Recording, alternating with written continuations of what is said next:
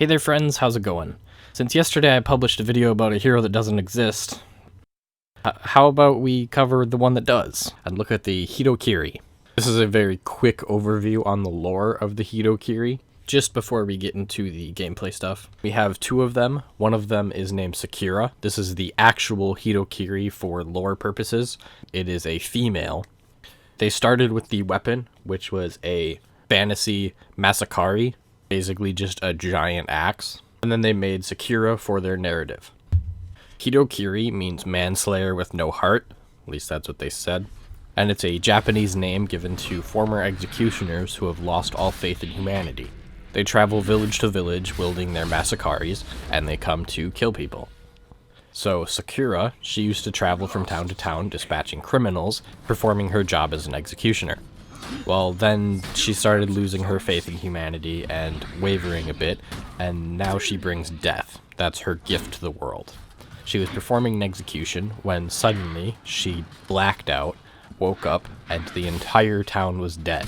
It wasn't just the criminals, it was everybody. So that is Sakura's story. That is where she is now, and that is the hero that the lore is bringing in for us. Previously, while creating these heroes, they were making heroes, not characters. What that meant is that it was something you would select, something you would give your own impression to. That's why you have things like Lawbringer, Raider, Warden, rather than a name. That's been changing with Year 3 here, or rather with Marching Fire. That's why we have Jingjun and Tiandi with actual names on them. That was their first step into this direction, but now we have Vortigern and Urzabet, Sakura, and Yato.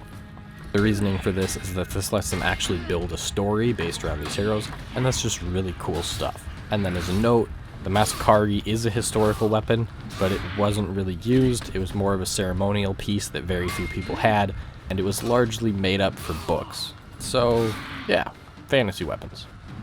So let's go ahead and jump into the moveset and give a full overview of what this character can actually do in the game. Alright, so moveset and combat prowess for the Hitokiri. The three words that the developers use to describe him are relentless, unflinching, and a tyrant. The reasoning for that is that she will have fast attacks, uninterruptible stance, and the ability to trade. So that is why the Hitokiri is a relentless, unflinching tyrant. From there, we can go ahead and show off the moveset. Let's go ahead and make our guy stop moving. So the keys were that anytime you need super armor, you're going to be able to get it, and that is mostly true, is your heavy attack gets hyper armor very quickly. That means you can always trade it. This is really good in team fights because it means your teammates can't stop you from hurting things. It means that if you're up against somebody who's spamming lights, you can throw out a high damage heavy. Specifically, a 30 damage side and a 30 damage top. They are the same speed as well. And on top of that, if you throw out a second one, very quick. The Hitokiri's unique item is that it has chargeable heavies. These do additional damage, and they are variable timing, so you can either throw them quick, throw them long, or throw them charged. There is a 200 or 300 millisecond window, I don't recall which. It's a very generous window on when you can throw these. With that, your first one can be put into a channeled stance. This gives you an unlimited combo as well, so you just keep swinging your heavies forever. And then a light finisher is very quick.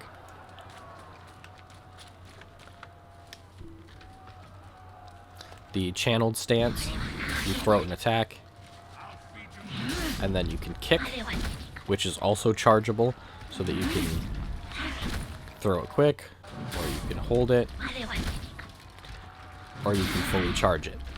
This gives you a sweep, knocks him down, free light attack. The next bit of her kit would be her lights, which are single light and then light finisher, or you can single light into heavy into light finisher.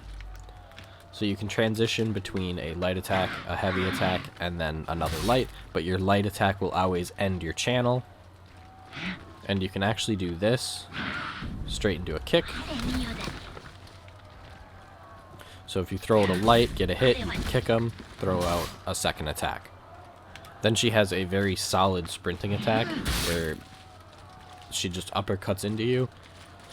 Sadly, it doesn't do any more damage than a normal heavy does, but it is very cool. Specifically with minions, it's been very generous with how far it will throw me. And then as a final bit of moveset, she has a dodge forward. It's a flip roll catch, but it doesn't work reliably. And then the zone attack. Let's go ahead and swap to somebody who won't block the zone. The zone doesn't chain into anything, it doesn't give you an initiation. But the light attack both gives you the kick and the heavy chain and the light chain. The heavy gives you the kick and the heavy gives you light finisher. So those are the basic moves of her entire moveset, showing off the Hitokiri with the nice large hair wig there. So let's go ahead and jump into a custom match and show off the feats. So to break down her custom feats, these are unique to her and they came with the Hitokiri class. The first feat is Deliverance, which grants you uninterruptible executions. You also gain a shield. Uninterruptible stance can be interrupted, but this means if you are in minion lane, you can get an execution. They can't just throw a heavy and knock you out of it. They have to do something like a Lawbringer pancake flip, a Raider charge, or a Gladiator toe stab kind of stuff. Guard breaks won't work either. Overall, pretty cool. Feat number 2 is Tainted Gift. This marks and reveals an enemy hero, similar to how, well, Marked for Death works. However, what this does, instead of giving them a armor reduction, if executed, this will grant a healing AoE around the target, healing everybody who is getting the execution, or correction, everybody around the person getting the execution. This does work on your teammates, so if you throw it on a target and your teammate kills them, you'll get healed, but they will also be the one getting the execution. Overall, a pretty good team synergy there. I believe it gives you the execution health. Then we have Spirit Shroud. With this, after getting an execution, you get a damage resistance until you die. This is pretty strong, but it's also inconsistent. It doesn't work 100% across the board. I believe that's purely bugs and not intentional, so we may see it fixed in the future.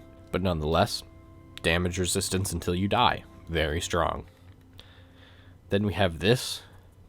I don't know how to pronounce this. Sakura. What this is a 200 damage backflip attack. You don't teleport, but it is 200 damage single target, and it cannot be parried nor blocked and deals massive damage. It is considered a heavy attack, so you do get the execution. So let's go ahead and show those off a minute here, and we can go ahead and see the backflip of death. The way to get out of this backflip is to simply dodge anytime you see them start flipping, or if you're a Black Prior, you can actually pancake them. Just go ahead and flip them over your shield. Round 1. So here is feat number 1.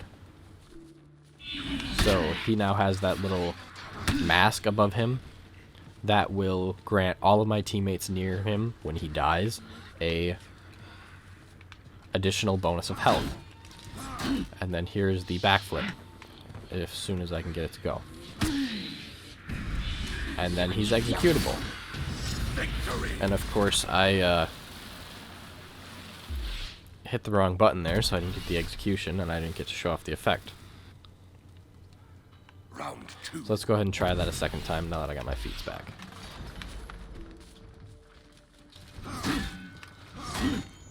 Here's the feat. Here's the flip. Oh. He didn't even dodge. All he had to do was go to the side. Let's see. Can I destroy a levels 1 bot?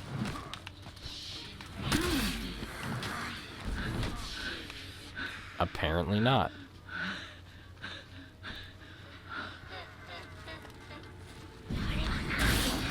There we go. And then we have the masks that pop up a second time, and then a explosion should happen. And there we go. You can see the green that's floating on me. That means that I have my damage reduction shield as well. So those are the feats for the Hitokiri. Following that up, we have the hero design.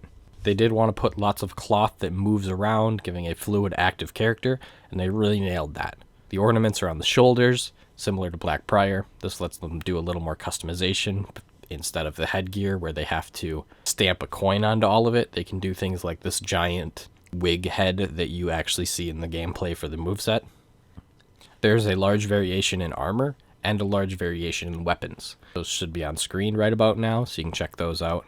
And specifically with those, they wanted to keep the large fantasy axe, so we got a whole lot of skins for that. And then they wanted to give us a traditional metal material for the Hitokiri's armor, which they did.